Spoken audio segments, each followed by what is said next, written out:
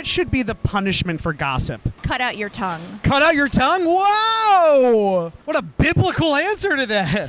We are two Jews standing here. Like, what? Even the smallest amount of gossip, you chop off their right arm and you hope their tongue cleaves to the palate. I think there should be punishment for knowingly spreading false information. What do you think that punishment should be? Death. Ooh, wow. Being known as a liar if Okay. it is not true or accurate or misleading.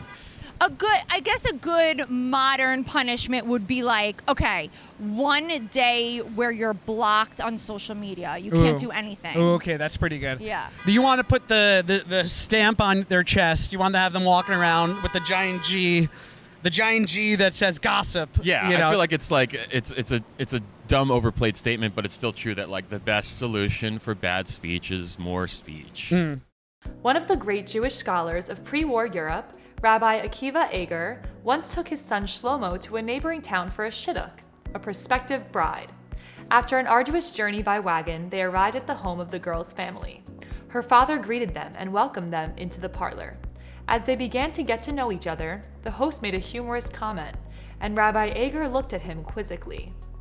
"I was just making a joke," the host explained. In astonishment, Rabbi Eger said, "A prospective shidduch? And you make a joke? Come, Shlomo, we're leaving." And that was that. To our ear, the story may seem surprising. In our generation, it's totally expected that anyone and everyone in almost any life situation would tell a joke. After all, where would we be without Jewish humor?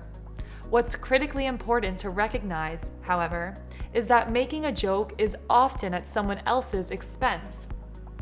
A sarcastic comment, a witty pun, or a well-crafted joke can make people laugh and simultaneously make the subject of that laughter want to disappear in a puff of embarrassment. At a recent Jewish youth group conference, one of the young participants shared that he didn't think so-called Holocaust jokes were a big deal, and when his friends told them, he just went along with it or ignored it.